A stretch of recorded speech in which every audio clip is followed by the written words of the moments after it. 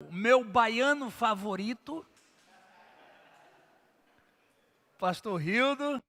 Obrigado, minha querida. Eu falo para ele, você é meu baiano favorito. Ele disse, mas tem mais baiano? Eu falei, tem um monte, né? Mas você é meu favorito. É sempre uma alegria estar com os irmãos aqui na Casa da Rocha. A Jane que está comigo aqui hoje. Obrigado, Jane.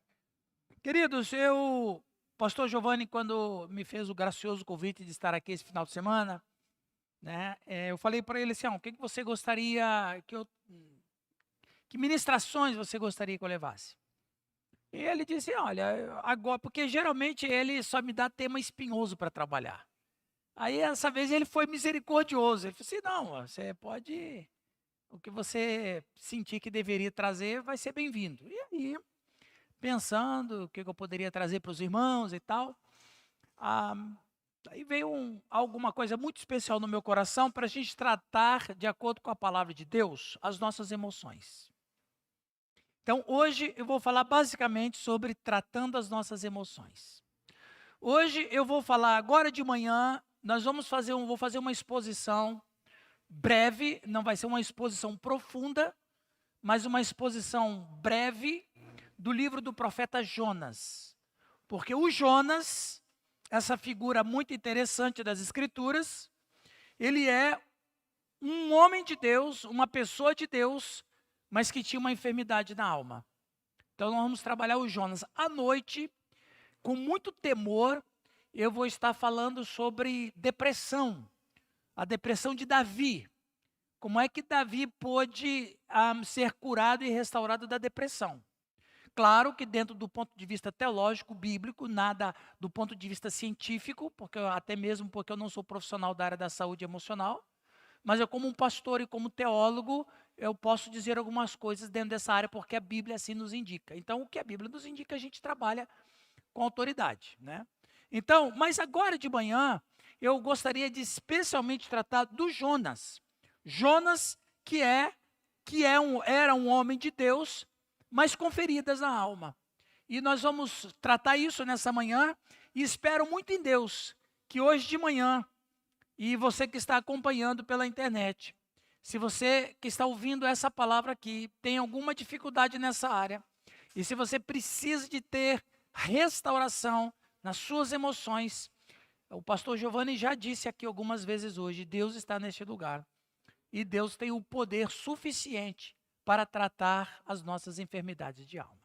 Amém, queridos? Por gentileza, abram a Bíblia no livro de Jonas, livro do profeta Jonas. Jonas, capítulo 1, verso 1 e 2. Jonas 1, 1 e 2. Diz assim a palavra de Deus, todos encontraram aí? Vocês podem abrir Jonas, porque nós vamos trabalhar nesse livro todo hoje de manhã, ok? Jonas 1, 1 e 2. Veio a palavra do Senhor a Jonas, filho de Amitai, dizendo, dispõe-te e vai à grande cidade de Nínive, e clama contra ela, porque a sua malícia subiu até mim. Jonas se dispôs, mas para fugir da presença do Senhor, para Tarsis. E tendo descido a Jope, achou um navio que ia para Tarsis. Pagou, pois, a sua passagem e embarcou nele, para ir com eles, para Tarsis, para longe da presença do Senhor. Até aqui o texto da palavra de Deus. O pastor Giovanni já orou. Nós vamos adiante. Quem que você gostaria que não tivesse sucesso na vida?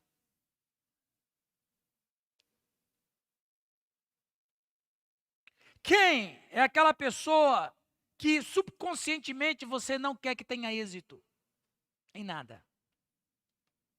Porque talvez você ache que essa pessoa tem que se lascar mesmo. Mas você fala assim, não, mas eu nunca pensei isso não. Bom, não pensou conscientemente, mas no subconsciente tenha trabalhado em relação a isso.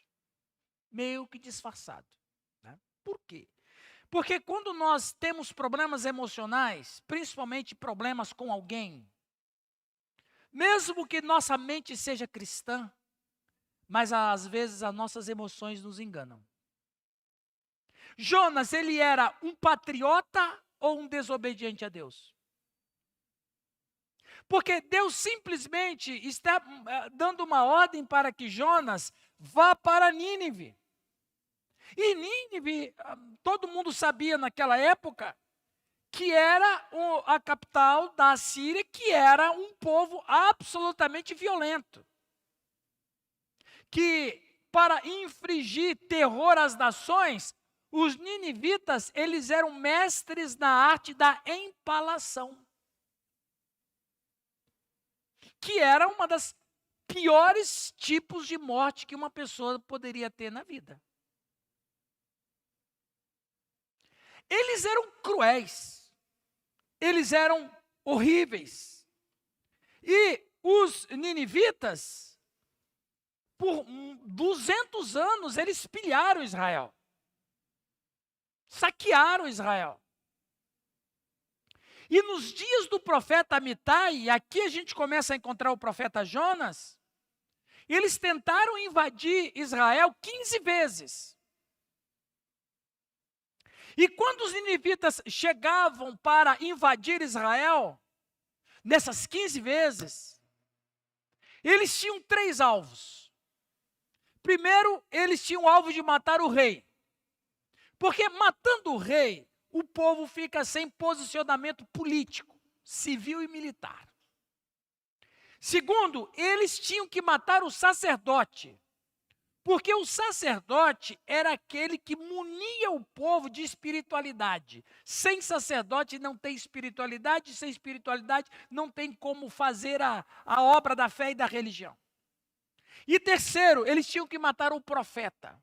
Porque matando o profeta, o povo ficava sem uma direção de ânimo, de motivação diante de Deus, naquela ideia de que vamos orar porque Deus está conosco.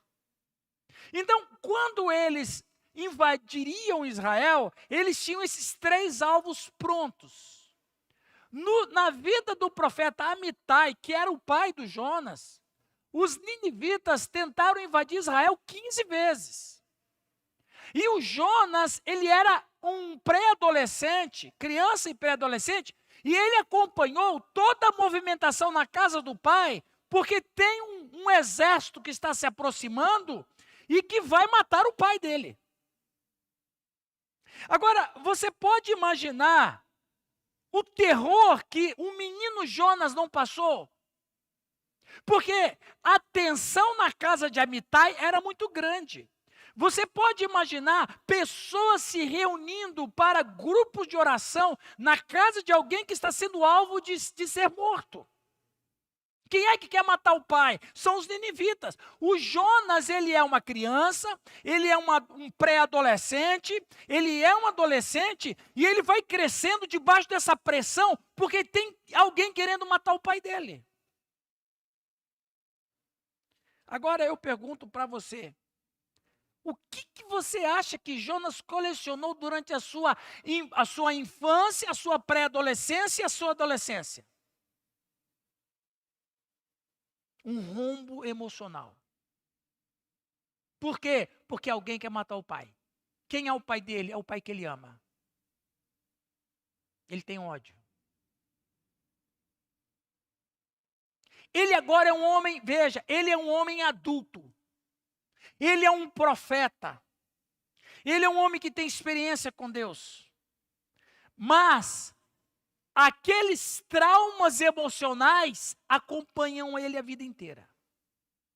Você pode ter 60 anos, você pode ter 50 anos, você pode ter a idade que você for. Se você tem se você tem uma lacuna e se você tem uma enfermidade quando você era criança, ela está aí. É que você maqueia.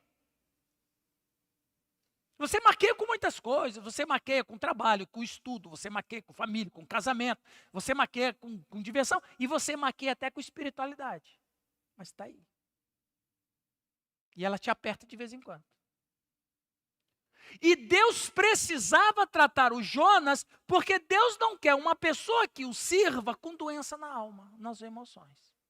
Jonas, ele era um homem de Deus incompleto. Agora, por que Deus quer tratar Jonas? Porque Jonas tem potencial.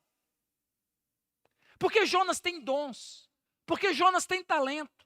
Porque Jonas tem vocação. Porque Jonas tem chamado. Mas Deus não quer trabalhar com Jonas com feridas na alma. Tem que ser curado. Quando Deus chama o Jonas para pregar em Nínive, o que você acha que o Jonas sentiu na hora? Veja, quando nós temos problemas com alguém, uma mágoa principalmente, ou um ódio, se você conhecer uma pessoa que tem o mesmo nome da pessoa, você já nem gosta dessa pessoa. Prazer, meu nome é João. Prazer, meu nome é Juliana. Porque tem uma Juliana aí que você odeia. Porque tem gente que tem raiva do pastor, e o pastor, coitado, não tem nada a ver. O pastor Giovanni é uma benção. Mas, porque teve um pastor, eu escutei um testemunho de um irmão muito querido. Ele falou que ele era de uma igreja legalista. E quando ele era 14, 15 anos, o pastor ele era muito bravo, deixou ele em disciplina porque ele tinha ido jogar futebol. E ele ficou tão magoado com o pastor que ele ficou muito tempo com raiva de qualquer pastor. Talvez você tenha um problema dentro de você hoje. E Deus quer tratar isso de você. Talvez você criou uma rivalidade com alguém. Um colega na escola, uma amiga. Quando Deus chama Jonas para... Jonas, eu preciso de você para uma tarefa. Sim, Senhor, estou aqui pronto. Vai para Nínive. O que você acha que ele sentiu? O problema, pastor Giovanni, é que muitos pregadores e muita gente criticam o Jonas. Chama ele de desobediente, mete o pau em Jonas. Você não está na pele dele. Você não sabe o que estava nas emoções do Jonas. Você não sabe o que passava na vida dele. Você não sabe o que ele sofreu. Talvez você não tenha a mesma experiência que ele, de que tem gente querendo matar o teu pai. E o teu pai quem é? É um homem de Deus. Meu pai quem é? Um homem honesto e trabalhador. Meu pai quem é? Um homem que luta para botar comida dentro da minha casa. O meu pai é aquele que faz tudo o que ele pode e o que ele não pode. O meu pai, tudo que eu peço, se ele tem condições, ele me dá. Se ele não tem condições, ele dá um jeito de ter condições. E tem alguém querendo matar esse pai que você ama, o que você sentiria?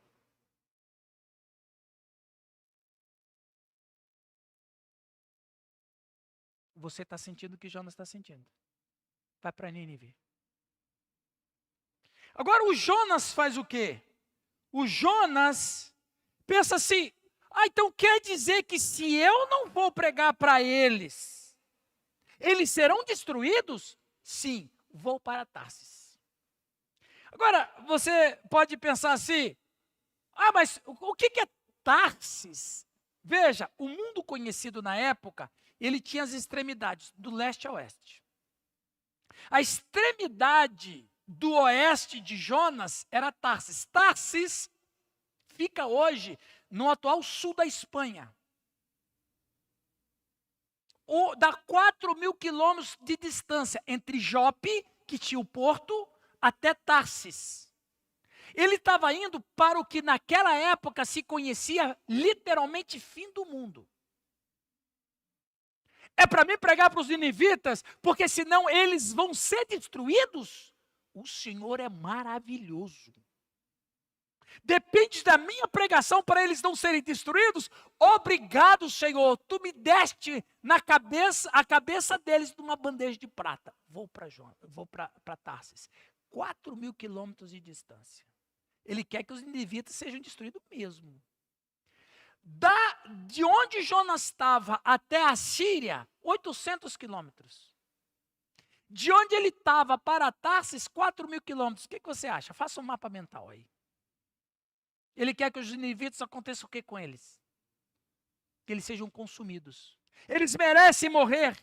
É uma praga, esse povo não presta. Esse povo tem que morrer, esse povo tem que ser destruído. Veja, irmãos, o foco essencial do livro de Jonas mais do que você imagina. Não é a salvação de Nínive. O foco principal do livro de Jonas é o relacionamento de Deus com o teu profeta. É o contrário. O foco principal de Nínive, ou de Jonas, não é a salvação de Nínive, mas é a salvação de Jonas. Vamos ver isso, como isso aconteceu? Como é que nós podemos... Deu para você abrir um pouco assim o horizonte sobre Jonas? Começou a ter mais misericórdia dele? Começou a entender por que ele não quis ir para os Nínive? Porque as pessoas falam assim, pastor Rildo, ele não quis ir para o Nínive porque os Nínive eram uma nação horrível, cruel e que queria invadir Israel. Não, o Jonas não era um patriota. Ele era mais do que um patriota. Ele era uma pessoa que amava a sua família, que durante toda a sua infância e juventude foi absolutamente aterrorizada por uma pessoa que queria matar o pai dele. Então, ele tinha um problema pessoal e ele tinha um problema nacional. E o problema pessoal de Jonas era mais terrível do que o problema nacional, porque nacional é coletivo. Eu tenho algo especial. Deus quer tratar com Jonas, com seu profeta, assim como Deus quer tratar com a gente quando a gente tem feridas emocionais. Então, veja bem, a história e a situação de Jonas mostram algumas verdades que muitas vezes pessoas escondem para não deixar a público os seus conflitos que nem sempre é admitido. E com Jonas, nós aprendemos lições importantes sobre dramas emocionais. Principalmente para você que está aqui hoje, mulher, para você que está aqui hoje, homem, jovem, para você que está em casa acompanhando pela internet, você tem um drama emocional? Mas você pode dizer bem assim, não pastor, mas eu já sou crente convertido, Cristo me libertou dos meus pecados. E é verdade, todo convertido, ele está livre de seus pecados, mas a conversão nem sempre atinge a vida emocional. A conversão é espiritual, a vida emocional é outra faceta da nossa vida. Cristo nos liberta de pecados, mas se a gente não fizer um tipo de relacionamento com Deus, nós continuamos enfermos nas emoções. Uma coisa é Cristo tirar os seus pecados, outra coisa é Cristo libertar você das suas emoções. Então as pessoas colocam tudo num kit. Não, Cristo me libertou. Aí ele está lá um ano convertido, batizado, uma bênção na igreja, mas quando ele encontra aquela pessoa, tem uma coisa errada. E o que está errado? É que está aí, aquela doença não foi expurgada. Muito bem, vamos ali. Primeiro, com essa introdução colocada na mesa, agora nós vamos a campo. Nós vamos trabalhar isso aí com Jonas nas lições que aprendemos com ele. Em primeiro lugar, a primeira lição que a gente aprende com Jonas, que é possível sermos uma pessoa de Deus, mas temos uma enfermidade nas emoções. É possível sermos uma pessoa de Deus, mas temos uma enfermidade nas emoções. Veja bem, Jonas, ele cria no Senhor, ele ouvia o Senhor, ele trabalhava com o Senhor trabalhava com Jonas, mas o coração de Jonas tinha um peso muito grande. Ele tinha um trauma muito grande. Ele tinha um rombo emocional muito grande que impedia o Jonas de ver o Senhor de uma maneira completa. Veja, o Jonas, pastor Giovanni, era um guia cego. Ele ensinava as pessoas sobre Deus, como profeta. Ele ministrava às pessoas sobre Deus, como profeta. Mas como pessoa, ele tinha um problema muito grande nas suas emoções. Quantas vezes você acha que os ninivitas passavam pela cabeça do Jonas todo dia? Primeiro, então, a gente vê. Veja bem. Eu tive dando uma futucada em algumas questões da psicologia, lendo alguma coisa, procurando alguma coisa, né, e a gente vai descobrindo certas coisas. O cérebro de uma criança pode ser comparado a um favo de mel vazio. E as experiências que as crianças estejam coletando durante o seu período infante vão preenchendo esses favos. Pode ser boas experiências, pode ser más experiências. Por isso que a Escritura vai dizer, ensina a criança no caminho que deve andar, e quando ela for velha, não desviará dele. Por quê? Porque você implantou isso na infância. Então, colocou isso solidificou dentro das emoções da criança. Isso vai crescer, essa coisa boa vai crescer junto com a criança, vai solidificar com ela. Então, as crianças são assim. Por isso que nós devemos amar as nossas crianças, dar carinho às nossas crianças, discipliná-los quando eles estiverem errados, porque nós estamos construindo um ser humano. Os psicólogos dizem e afirmam que 60%, 70% da personalidade, do caráter de uma criança é formado até os 7 anos de idade. Então, o Jonas, dessa fase de construção emocional, ele só estava coletando o quê? Coisas terríveis contra alguém. Qual é a imagem da criança Jonas criou dos ninivitas? A pior possível. E na psicologia, essas construções mentais, que são denominadas crenças negativas e limitantes, elas só, preste atenção, elas só se manifestarão na idade adulta. Quando criança não, porque a criança se distrai com um monte de coisas. Ela tem os amiguinhos, ela tem a escola, ela tem os brinquedos, elas têm as brincadeiras, elas têm o divertimento, elas têm o lazer, elas têm a comida que ela gosta. Então, a criança, ela não vai se... Mas quando ela chega na idade adulta, essas questões dos traumas emocionais infantes aparecem. E aí, com isso, o adulto, ele sofre um trauma que vai gerar nele dificuldade de se relacionar, baixa estima e agressividade. Ah, não é que fulano é... Por que será que fulano é tão revoltado? Ele era uma criança tão boazinha, virou uma coisa horrível, revoltado com tudo, rebelde. Tem alguma coisa lá da infância que agora está se manifestando. E veja, meus irmãos, comportamentos típicos de quem viveu traumas na infância. Inibição, repúdio ao elogio e irascibilidade. Vou repetir. Comportamentos típicos de quem viveu trauma na infância. Inibição, repúdio por elogio e irascibilidade. Uma pessoa irascível. Agora, olha que coisa interessante. Quando eu cheguei nesse nível de irascibilidade, eu me lembrei, voltei ao profeta Jonas. E veja que situação interessante que prova essa tese do trauma emocional de criança. A palavra irascibilidade do hebraico é rahá. Rahá significa algo quente, algo que está queimando. E a palavra rahá aparece 4 vezes no quarto capítulo do profeta Jonas. Eu vou ler para vocês. 4:1 diz que Jonas ficou irado com os ninivitas porque eles se converteram. 4:2, Jonas ficou irado com Deus porque Deus os poupou. 4:3, Jonas ficou irado e pediu para Deus o matar, e Deus o repreende. E 4:8, Jonas ficou irado porque perdeu a sombra e mais uma vez pediu a morte a Deus. Então por que o Jonas ele tinha essa irascibilidade? Era isso que aconteceu quando ele era criança, está aparecendo agora. A Bíblia diz assim em Efésios 4:17. Isso, portanto, digo, e no Senhor testifico, que não andeis mais como temeando os gentios na vaidade de seus próprios pensamentos, obscurecido de entendimentos, alheios à vida de Deus por causa da ignorância em que vive. Jonas, eu tenho uma tarefa para você. Qual, Senhor? Vai para Nínive. Deus soltou uma bomba atômica nele.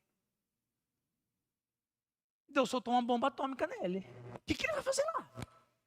Você tem que ir lá pregar para eles se arrependerem dos seus pecados, senão eu vou destruir eles em 40 dias. 40 dias? Sim, eu vou, Senhor. Vou para Tarsis. O Jonas vai para Tarsis. E como é que você acha que o Jonas estava? Jonas estava muito feliz. Porque finalmente a sua vingança vai acontecer. os ninivitas serão destruídos. Ele vai para Tarsis, aí tem aquela confusão toda, o mar fica revolto, que Deus que fez aquilo tudo, né? Tem aquela borrasca lá e tal, borrasca é uma tempestade e tal.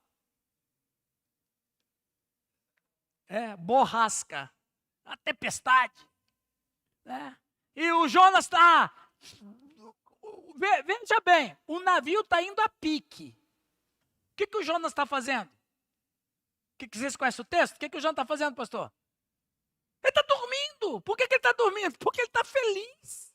E ele vai morrer. E ele morrendo, quem que morre com ele? Os ninivitas, está tudo legal. Aí o Jonas, quando os marinheiros oram os seus deuses, e eles não existem, né? E ninguém dos deuses faz alguma coisa, então o Jonas falou, não, pessoal, é o seguinte, é o meu Deus, ele está bravo comigo. Ele tinha consciência. Porque ele me mandou fazer uma coisa e eu não quero fazer. Mas não tem problema. Se vocês jogarem no mar, tudo vai acabar. E aí vai acabar mesmo, porque daí se eu não morrer com o navio afundando, eu morro sozinho. O que você imagina do sujeito que vai ser atirado no mar com aquela borrasca toda? Eu vou morrer. O que vai acontecer com o Ninivita? Vou morrer também, mas eu estou no lucro. Eu morro, mas me vingo, igual Sansão, né? Eu morro, mas os meus inimigos morrem também. E quando o Jonas é jogado no mar, todo feliz da vida, o que acontece com o Jonas? Aí vem um peixe. Quer dizer, parece, eu não vou aqui afirmar, mas parece que quando Deus tem obra na vida da gente, nem morrer a gente pode. Se Deus tem uma obra, parece que se Deus tem uma obra na vida da gente, nem morrer a gente consegue. Não dá.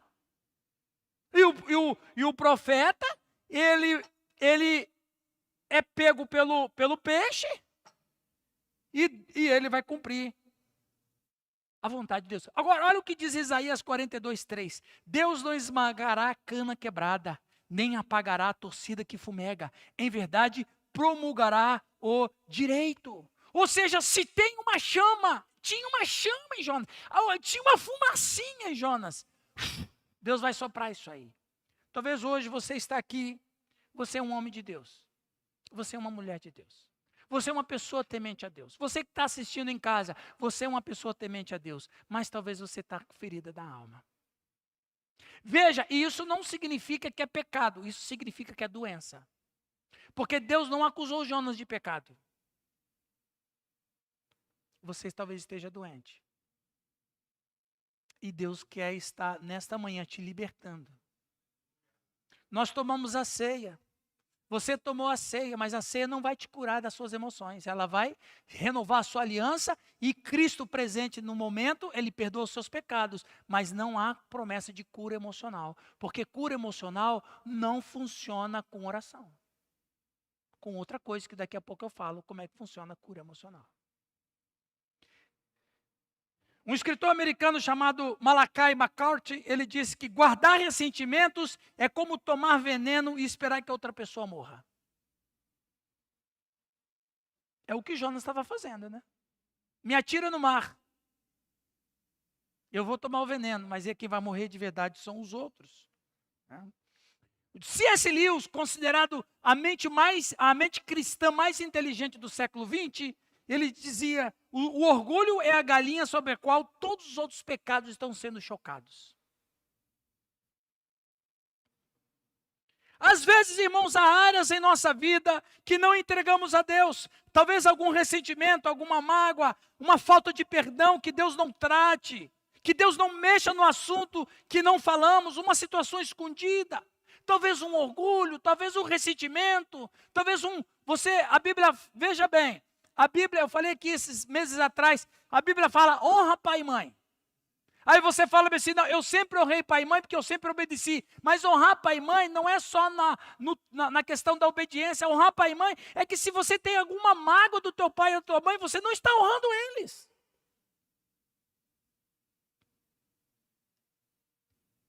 Precisa perdoá-los. Talvez você foi um filho que cresceu sem amor do pai ou sem amor da mãe. Talvez você é uma moça que quando anunciou para sua mãe que você estava sangrando e você nem sabia o que era menstruação, a sua primeira menstruação, tua mãe quase te bateu.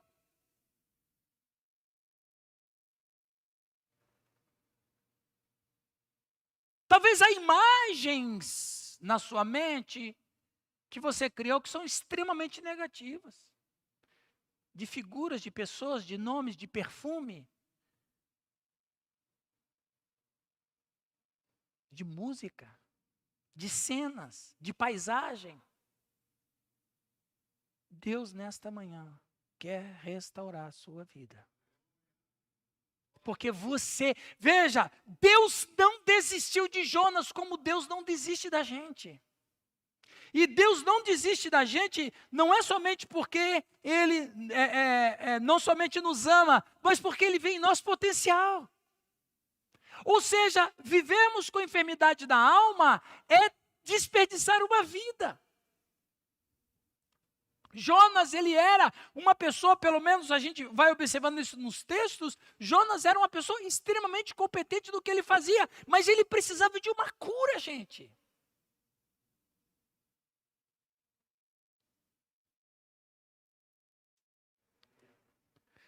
Efésios 4, 26, irai-vos e não pequeis, não se põe o sol sobre a vossa ira, nem deis lugar ao diabo. Agora preste atenção. Eu falei aqui, minutos atrás, que problemas emocionais não se resolvem com oração. É verdade. Problemas emocionais só se resolvem com confrontação.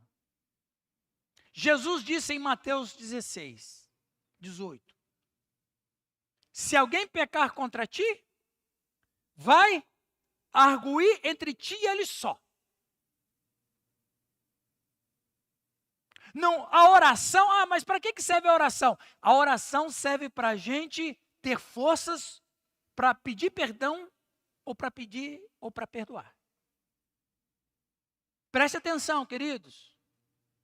No caso de Jonas, Jonas precisava mais de Nínive do que Nínive de Jonas. Porque para Nínive, Deus poderia mandar qualquer profeta. Eu vou repetir. Jonas precisava mais de Nínive do que Nínive de Jonas. Qual é o soro contra veneno de cobra? Qual é a origem do soro do veneno contra a cobra? Qual é a origem? De onde? Qual é a matéria-prima da vacina contra veneno de cobra? É do próprio veneno. Onde estava a cura de Jonas? Na própria Nínive. Você tem que ir lá. Deus está falando com você? Ou seja, Deus criou uma situação propícia para que Jonas enfrentasse seus traumas, seu passado, os seus sentimentos mais duros. Pastores, tem uma turma que mete o pau em Moisés. Eu não vou aqui entrar, pelo amor de Deus, aí é tema para um seminário. Quando Deus chamou Moisés para ir para o Egito, o que Moisés falou? Manda outro. Aí tem um monte, mas eu ainda não escutei uma mensagem diferente sobre Moisés, que não seja que Moisés foi desobediente. Mas o que era para Moisés voltar para o Egito? O Moisés voltar para o Egito é voltar para um passado que ele ia esquecer.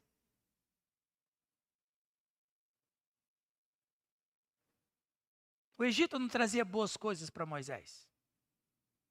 Talvez um dia a gente vá falar sobre isso aqui. Manda outro. E outra, o Moisés não conhecia Deus, ele está tendo uma experiência com Deus naquele momento. Aí você queria que ele fosse um homem cheio do Espírito Santo. Moisés, você tem que ir para o Egito. Não quero voltar para o meu passado. Estava falando com a Jane essa semana. O passado, ele é didático. Você deve sempre pensar no seu passado, não para você lamber o mal do passado, mas usar o passado como algo para você não vivê-lo outra vez. Ele é didático. O passado serve para manter a gente ancorado na humildade. Olhe de onde Deus te tirou. Quando você começar a se sentir orgulhoso porque você é uma pessoa extremamente competente, usada por Deus em alguma coisa, ou extremamente competente, viu, Val, na sua profissão, quando você começar a pensar que eu sou o Val, ou tal, olha, até rimou. Aí Deus vai falar assim, você lembra quando você andava 12 quilômetros, Val? Você lembra, Val, quando você comia arroz com ovo de manhãzinha, Val? Não esqueça seu passado. O passado não é para a gente voltar para ele, mas é para ele ser o nosso professor, para a gente não cair nos mesmos erros. O Nínive era o passado do Jonas precisava ser curado. Deus diz para o Jonas, você precisa mais de Nínive do que Nínive de você. Deus está falando com você, meus irmãos. Billy Graham tinha uma frase interessante dentre as milhares dele. Toda vez que o homem pensa em navegar para longe de Deus, o diabo tem sempre um barco pronto. Segundo, vamos rapidamente. Segunda lição que a gente aprende com Jonas. É possível nossas enfermidades de alma atrapalhar nossa visão do reino de Deus. É possível que as nossas enfermidades da alma atrapalhem nossa visão do reino. Jonas, capítulo de número 2. Um peixe vem, engole Jonas. Jonas vai para o ventre do peixe. E no capítulo 2, verso 1, diz assim. Então Jonas, do ventre do peixe, orou ao Senhor seu Deus e disse, na minha angústia clamei ao Senhor, e ele me respondeu. Do ventre do abismo gritei, e tu me ouvistes a voz. Aí ele vai orando a Deus, e no final, no verso 9, ele diz, mas com a voz do agradecimento, eu te oferecerei sacrifícios. O que votei, pagarei. Ao Senhor pertence a salvação. Falou, pois, o Senhor ao peixe, e este vomitou a Jonas na terra. Irmãos, olha como as emoções, elas são terríveis e como que elas fazem e fabricam imagens. Um filósofo ateu do século XIX chamado Ludwig Feuerbach, no seu ateísmo, ele dizia o seguinte, olha só a tese dele para o ateísmo. Não é a ideia que criou o homem, foi o homem que criou a ideia. Então ele disse, não é que Deus criou o homem que criou Deus. Ele criou essa imagem de Deus. Eu quero, claro, a frase dele é uma frase de um ateu, não faz nenhum sentido na vida, nem fazia sentido para ele, mas era uma resposta argumentativa, retórica do seu ateísmo. Mas eu quero pegar essa frase dele e usá-la como espelho. Se tem alguém que fabrica Deus à nossa imagem, à nossa semelhança, é o cristão com as emoções abaladas. Você quer ver quando você cria um Deus à sua imagem e semelhança? Quando você é confrontado e você diz, não, mas o meu Deus, o Deus que eu acredito não faz assim. Não, porque o meu Deus é um Deus de graça. Não. Pode ter casamento homoafetivo, porque o Deus que eu creio é o Deus do amor. Não, eu posso viver desse jeito, porque o meu Deus é a tese do Ludwig Feuerbach. A pessoa cria uma imagem mental sobre Deus, esse Deus não existe. É o mesmo Deus que o catolicismo medieval criou. Aquele Deus que o catolicismo criou na Idade Média, que mandava matar, que mandava queimar, que mandava perseguir, não era o Deus da Bíblia, é o Deus que o catolicismo ou o catolicismo medieval criou. aquele Deus ali, eu também sou ateu. Aquele Deus ali também é um ateu. Porque aquele Deus não existe. O Deus caricato do catolicismo medieval não existe. Agora existe o Deus da Bíblia. Então, qual é o problema que muitas vezes nós criamos, meus irmãos? É que quando nós estamos com um problema emocional e somos cristãos, nós criamos um Deus à nossa imagem e nossa semelhança, conforme a nossa enfermidade, sem que a gente perceba.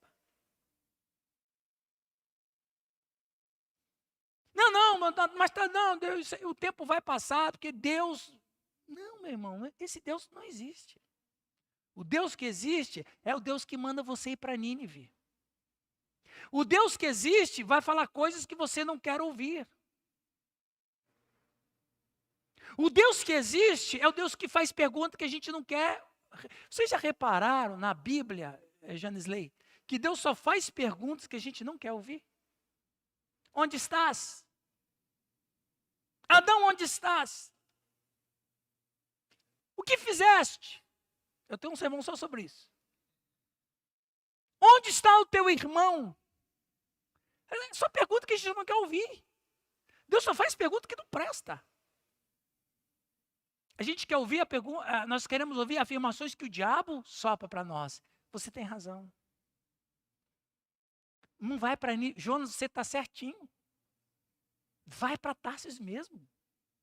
Esses ninivitas são cruéis. Jonas, você já parou para pensar? Se Deus destruir e ele vai destruir?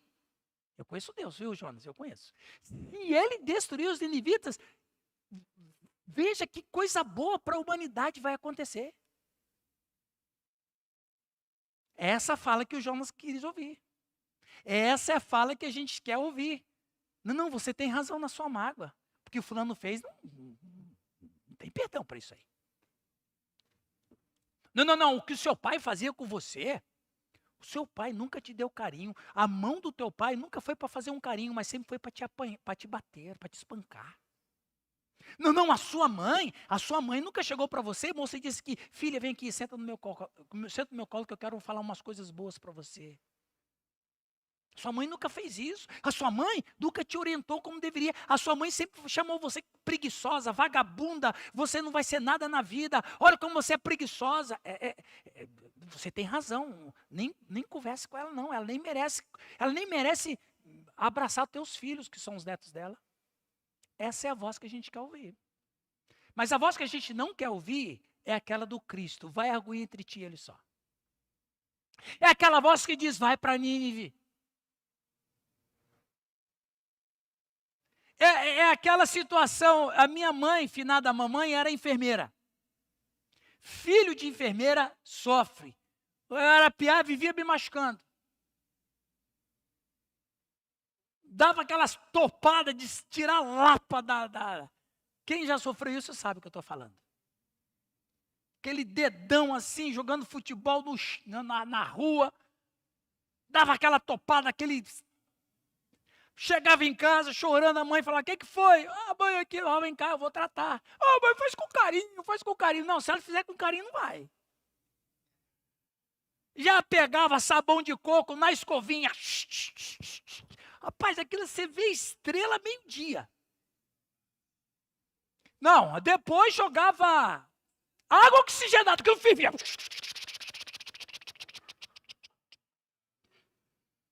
Aí ela pegava um pedacinho de algodão, aí via o que, pastor Rildo? Metiolate.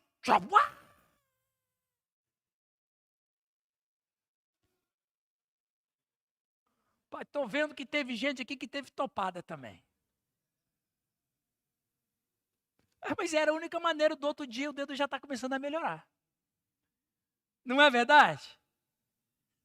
A mãe que chega aqui, a mamãe vai dar um beijinho. Essa mãe não presta. Não, eu vou dar um beijinho e passará. Essa mãe não presta. A mãe que presta é aquela que mete o metiolate lá dentro. Sabe?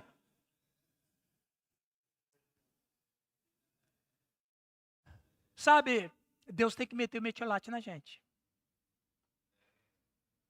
Senão essa ferida vai acompanhar a gente para sempre. E sabe qual é o problema do dedo que não é bem curado? Gangrena. E se a gangrena não for curada, ela mata. Às vezes, cristãos estão com as suas emoções gangrenadas. Porque nunca deixaram Deus mexer. Agora, qual é o problema do Jonas aqui no texto? Irmãos, olha que interessante. Na mente de Jonas, ele tinha duas ideias erradas na vida. Primeira ideia errada que ele tinha era sobre Deus. E a segunda ideia errada que ele tinha era sobre as pessoas. Sobre Deus, ele achava que Deus era meramente uma divindade tribal. Ou seja, Deus é um Deus que está preocupado só com Israel, porque ele é o Deus de... Ele era Deus de que país? Deus é o Deus de Israel. Preste atenção, atenção, bichinhos de orelha que estão me escutando nessa manhã. Quando nós temos uma enfermidade de alma, nós reduzimos Deus, o que na teologia se chama reducionismo divino. O que é reducionismo divino? Eu reduzo Deus à minha área de atuação.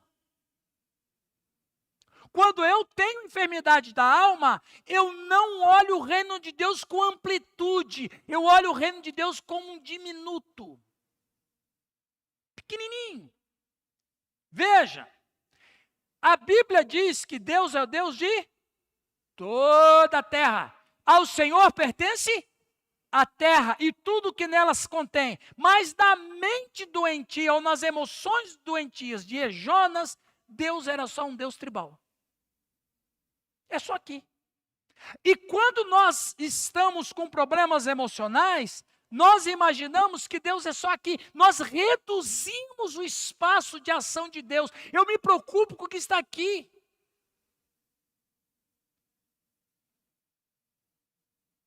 É como aquela parábola do samaritano, que tem um homem doente, ou quase moribundo. Aí passa o pastor Giovanni, olha o moribundo, o que ele faz? Porque ou o pastor, ou o sacerdote, ou ele está indo para o templo, ou está voltando para o templo. A vida dele era essa. Ele estava indo para o templo para servir a Deus, mas tinha um moribundo ali que ele nem olhou. Aí vem um ministro de louvor, o levita, que já está atrasado também, porque se o pastor está atrasado, ele também está, né? Passa o levita, ele pensa assim, ó, se o pastor não parou, eu vou parar. Se o pastor Hildo não parou, eu vou parar. Aí o Sanderson fala, eu vou seguir. Eu tenho que ir lá para a casa da Rocha, tem culto daqui a pouco. Isso é, aquele moribundo era ou não era um alvo de Deus ser adorado? Era. Mas quando a gente tem um pensamento reducionista, ele não é da minha igreja. Ah, aquela pessoa que eu tenho um problema, ele está em outra igreja. Deixa ele lá, ou deixa ela lá. É de outro rebanho. Não. Toda a terra pertence a Deus. A Bíblia diz pela boca do profeta Jeremias, todas as almas... Ô Jonas, tem uma coisa errada aí. Os ninivitas são meus também. Mas Deus, preste atenção, olha aqui, o texto não diz isso. Agora eu vou criar um texto, tá bom? E se eu estiver pecando, Deus que me perdoa. Eu fico pensando que o Jonas, como um bom enfermo de alma e não quer aceitar uma coisa para ser curado, ele fala com Deus, Deus, por que você está preocupado com os ninivitas? O senhor nem é adorado lá. O senhor é adorado aqui. Os ninivitas nem ligam para o Senhor, eles adoram outros deuses, eles têm muitos deuses, então deixa que eles procurem os deuses deles. O Senhor nem é adorado lá, o que o Senhor se importa com eles? Aí o Deus fala para Jonas, Jonas, todas as almas são minhas e eu não quero que eles sejam destruídos. Essa visão que o Jonas tem sobre Deus, que é uma visão errada. E também a visão que o Jonas tem das pessoas. Não, quem não faz parte de Israel que se exploda, eles têm os outros deuses, eles são idólatras, eles são pagãos, eles é que se virem, eles que procurem conhecer o Deus verdadeiro, porque eu sou o profeta do Senhor, e eu como profeta do Senhor, eu atuo aqui em Israel. Os outros não me interessam. Será que é assim? Ezequiel 18:4, eu falei Jeremias, mas Ezequiel, né?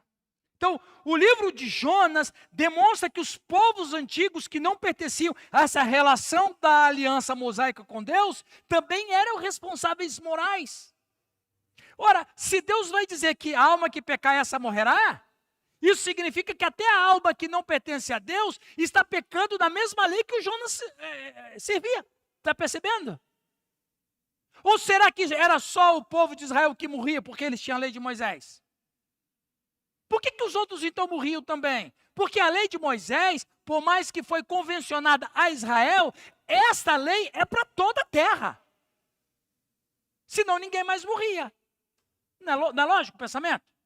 Se a lei de Moisés era só para Israel, por que os outros que não eram israelitas morriam? Ora, só significa uma coisa, é a filosofia de Platão da lógica. Todo homem morre. Platão é homem. Logo, Platão morre.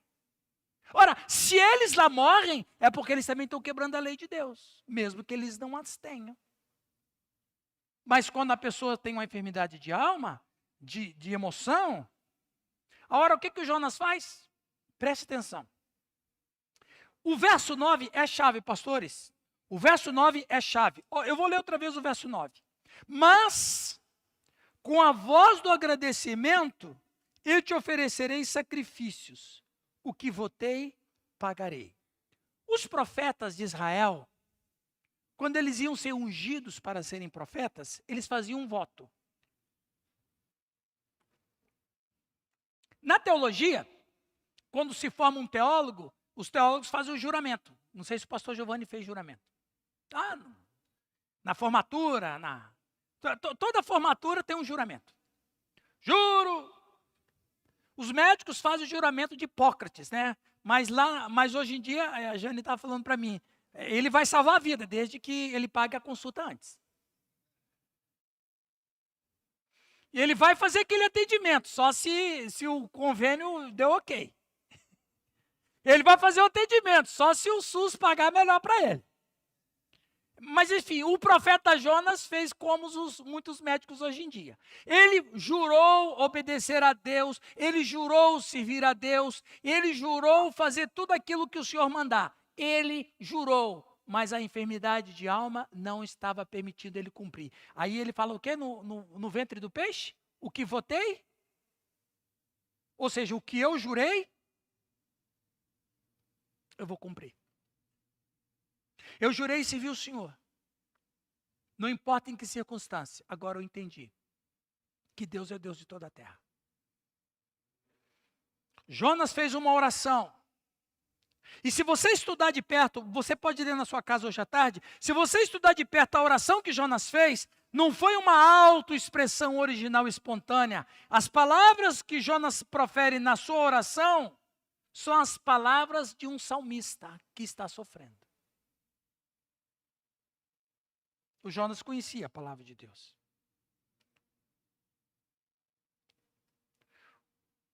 Há um livro, uns anos atrás, quando eu era seminarista, por uma questão de matéria, eu li um livro, faz tempo, um livro chamado Descobre-te a Ti Mesmo. Era uma tarefa que o professor na época pediu, do Dr. Stephen Lackner.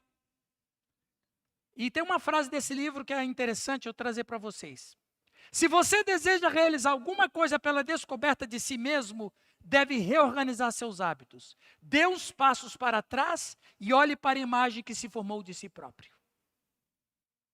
Dr. Stephen Lackner, no livro Descobre-te a Ti Mesmo. Você quer descobrir a si mesmo? Dá uns passos para trás e olhe para você.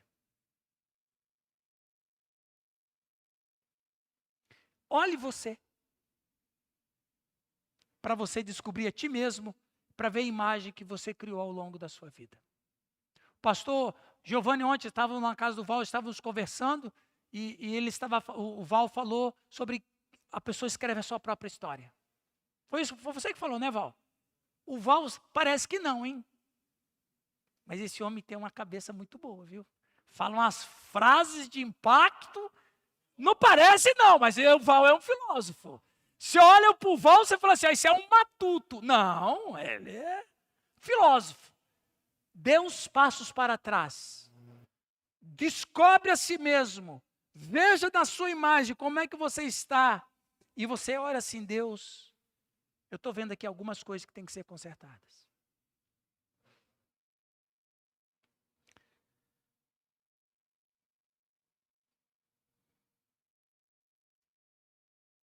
Dr. James Parker, que eu também li esse livro no seminário, Conhecimento de Deus é o nome do livro dele. Ele disse assim, muitas pessoas falam sobre a graça de Deus, mas de forma abstrata, mas não têm experiência nenhuma com ela. Quantos pastores pregam sobre a graça de Deus, mas não vivem ela nos seus relacionamentos interpessoais? Quantas pessoas cantam no louvor sobre perdoar, amar a Deus, mas não perdoam ninguém? Poderia falar mais coisas, mas vamos adiante. Ezequiel 33:8. Se eu disser ao perverso, ó perverso, certamente morrerás, e tu não falares para avisar o perverso do seu caminho, morrerá esse perverso na sua iniquidade. Mas o seu sangue eu demandarei de ti. Jonas, você tinha um colega no passado chamado Ezequiel. Uma das coisas que o Ezequiel falou, porque eu mandei ele falar, porque ele não escreveu de si mesmo, mas ele escreveu o que eu mandei. Eu mandei ele escrever assim, ó, você tem que avisar o perverso que ele vai morrer. Os ninivitas são perversos. Eles vão morrer. E se você não avisar, você vai morrer. Porque o sangue deles vai cair sobre sua vida. Aí o que o Jonas faz lá na oração? O que votei? Pagarei.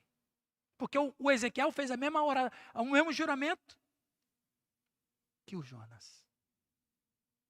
Provérbios 18:19. O irmão ofendido resiste mais do que uma fortaleza. Suas contendas são ferrolhas de castelo. Último lugar para... Olha, tá vendo? Era esse sinalzinho aí, quando tocasse era o último, né? O pastor Giovanni falou, ó, quando você escutar o celular fazer pim, pode já terminar.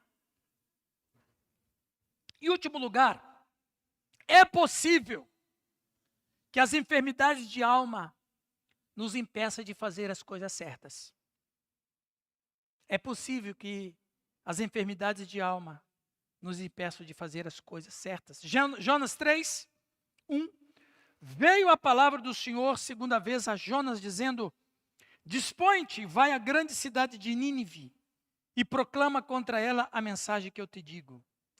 Levantou-se, pois, Jonas e foi a Nínive, segundo a palavra do Senhor.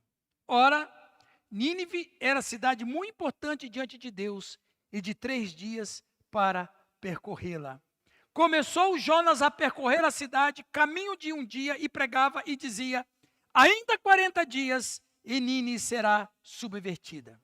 Irmãos, depois que Jonas faz a oração, Jonas reconhece, o texto aqui não diz que Jonas foi curado, mas ele estava disposto a fazer. Porque a cura de Jonas estava no quê? Ele lá. A oração dele não era que ele estava arrependido. A oração dele é que ele queria escapar de onde ele estava, né? Deus, tá bom, eu faço qualquer coisa, vai me tirar daqui. Tá bom, Deus, eu vou cumprir o que eu prometi, mas me tira desse lugar aqui. Eu fico pensando na Janisley que não gosta de ficar em lugar fechado. Pessoal, Jane, você dentro da barriga do peixe? É escuro e imagina, aquele bolsão de ar ali, ele respirando bem pouquinho para economizar oxigênio. Deus, eu faço qualquer coisa, mas me tira daqui. Deus tirou ele de lá. Veja, o perímetro urbano da cidade de Nínive era de 13 quilômetros, período urbano. O subúrbio da cidade, fora das muralhas, aumentando a circunferência, dava de 82 quilômetros. Todo o distrito de Nínive, não tem assim nas capitais, Grande Curitiba, Grande São Paulo, porque Osasco faz parte da Grande São Paulo. Então, toda a Grande Nínive tinha 96 quilômetros de circunferência.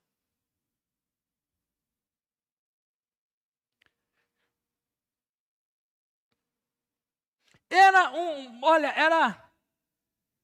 muita coisa para o Jonas. Veja o que diz o texto aqui. Verso 3. Levantou-se, pois, Jonas e foi a Nínive, segundo a palavra do Senhor. Ora, Nínive era cidade muito importante de Deus. E de quantos dias? Quantos dias? 3 dias. Começou Jonas a percorrer a cidade de caminho de um dia. E pregava. Ainda 40 dias e Nínive será subvertido. Veja bem, irmãos e irmãs. O Jonas, ele prometeu que ia fazer a obra de Deus, sim ou não? Sim. Mas fez uma obra porcamente. Porque de um trabalho de 3 dias, ele fez em 1. E aí ele falou o seguinte, bom, eu vou ficar aqui na praça principal. Quem quiser ouvir, escuta. Quem não quiser ouvir, que se lasque. Ele chegou lá e disse assim, Deus vai destruir esta cidade, porque essa cidade é uma cidade... Você pode imaginar, o Jonas nunca foi em Nínive. Ele precisava de um guia turístico. Ele está no epicentro do furacão da vida dele. Pessoal, ele está na capital, de onde os exércitos saem para fazer barbaridades.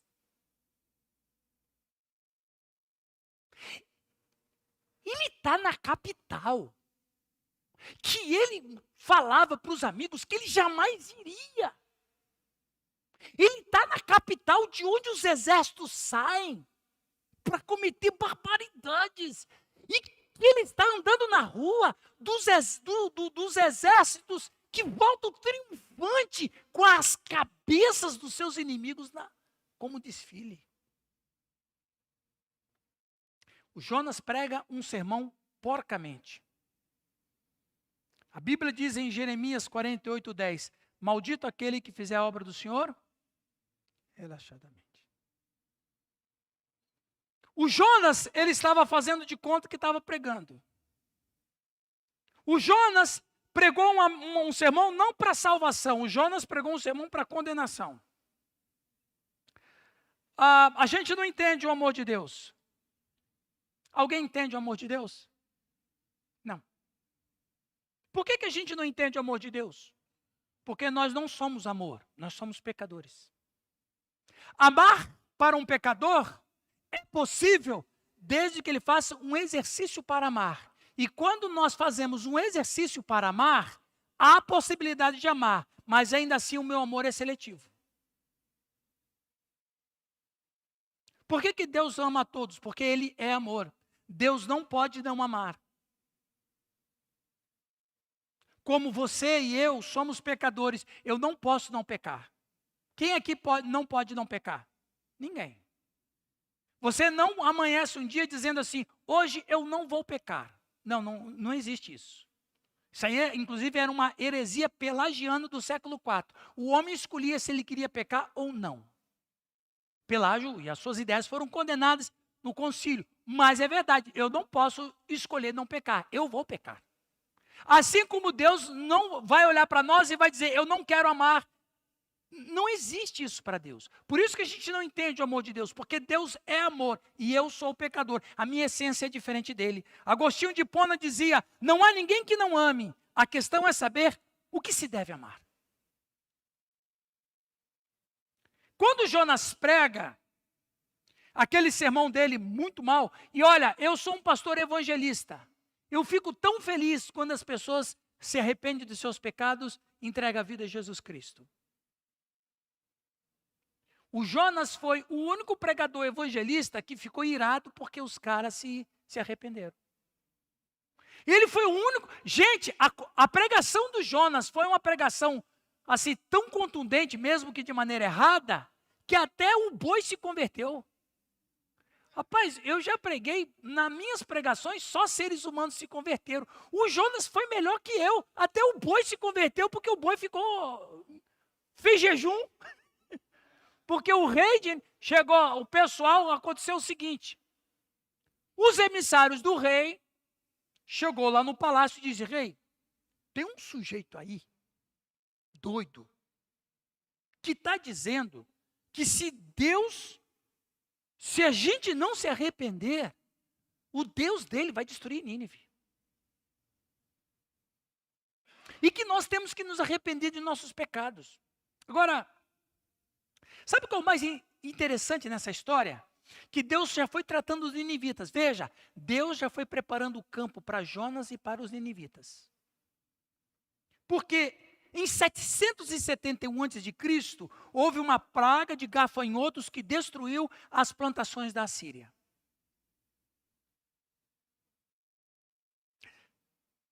Dez anos depois, houve um terremoto em Nínive causando grande destruição. 14 anos depois, houve um eclipse do sol. Imagina o eclipse do sol naquela época. Em 754, vem um homem dizendo que se eles não se converterem, em 40 dias Deus vai destruir. Vai mesmo, Deus já está avisando.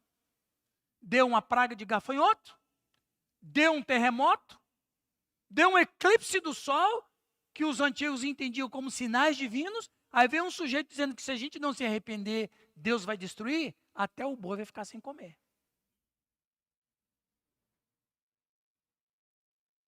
Miguel de Cervantes, o famoso escritor espanhol, ele dizia: um bom arrependimento é a melhor medicina para a enfermidade da alma.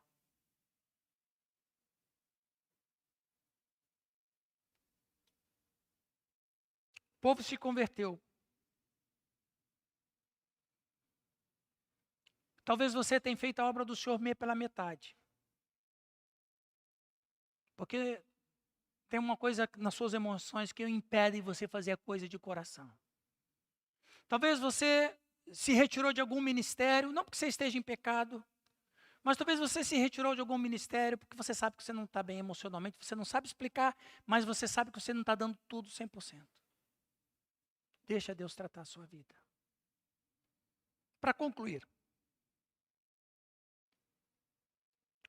No livro de Jonas, uma coisa interessante, todos os personagens obedecem à voz do Senhor. Todos os personagens. O vento que enfurece o mar, o peixe que engoliu Jonas, o peixe que vomitou Jonas, o rei que se converteu, a cidade que se converteu, a plantinha que nasceu, o sol que herdeu a cabeça de Jonas, o verme que comeu a plantinha. Só o profeta Jonas não tinha condições de obedecer. Por quê? Problemas emocionais. A mensagem de Jonas foi tão profunda que o povo de Nínive ficou convertido por 100 anos. Quando o profeta Naum, ele inicia o seu ministério, era para os ninivitas, que eram filhos daqueles que se converteram, que já estavam começando a afastar de Deus. Mas, eu quero dar uma informação que vai consolar a gente. A Bíblia não diz o que aconteceu depois. A Bíblia termina, o livro de Jonas termina com Deus fazendo uma pergunta melancólica para um profeta melancólico que não quer ser curado. Porque Deus termina o livro de Jonas assim: tens compaixão da planta que não te custou trabalho, o qual não fizeste crescer, que numa noite nasceu e numa noite pereceu.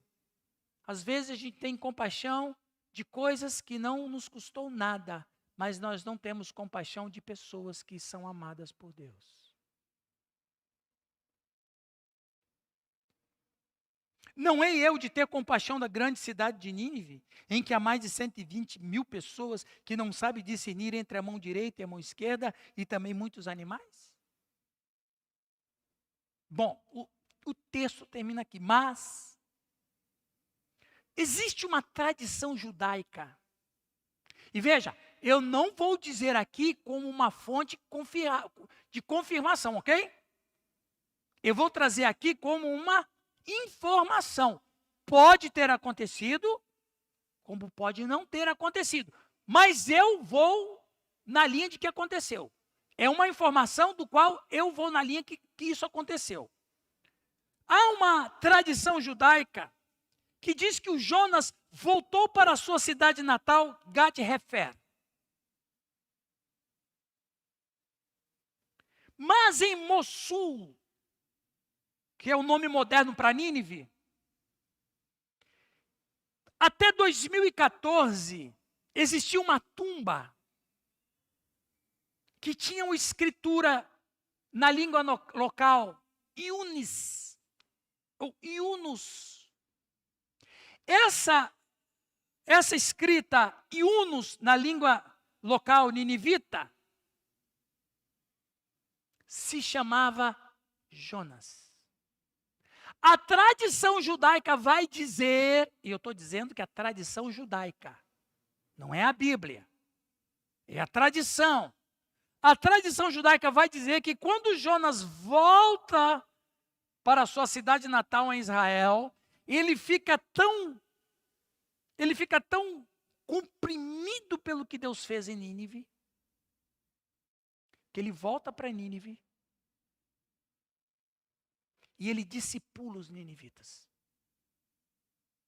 Olha, eu fico arrepiado com isso. E a tradição judaica vai corroborar com Naum que o que manteve os ninivitas fiéis a Deus durante 100 anos foi o ministério de Jonas, ensinando aquele povo sobre Deus e fez os ninivitas serem crentes. Ele morre em Nínive, sepulta Nínive, ele é sepultado em Nínive e põe lá onde ele foi enterrado uma placa, aqui jaz Iunus. E tem mais. E tem mais. A tradição cristã dos cristãos coptas, eles entendiam que aquela tumba era de Jonas. E os cristãos coptas, que existe até hoje, os cristãos coptas construíram uma capela em cima daquela tumba. E que em 2014, o Estado Islâmico, lembra que eles bombardearam as cidades Palmira, Mossul, essa tumba foi destruída. Mas ela foi destruída, só que antes havia essa descoberta. Não é interessante isso? Pode ter acontecido? Eu acredito que pode ter acontecido. A Bíblia não fala por uma razão que Deus não quis, mas a história fora da Bíblia vai dizer que Jonas foi curado. E mais, o Jonas, uma resposta dessa possível afirmação que Jonas foi curado, que ele voltou para Nínive e que ele foi um discipulador dos ninivitas, é o que Jesus disse, assim como Jonas ficou 3 dias no ventre do peixe, assim importa. A ideia é que o Cristo, fazendo referência a Jonas, é que o Jonas cumpriu a sua missão. Ou seja, a Bíblia não termina positivamente a história de Jonas, mas a história vai dizer que o Jonas foi restaurado. E eu vou por esta linha, porque os ninivitas ficaram mais de 100 anos crentes em Deus, até que morreu Jonas, até que morreu os pais deles, e Naum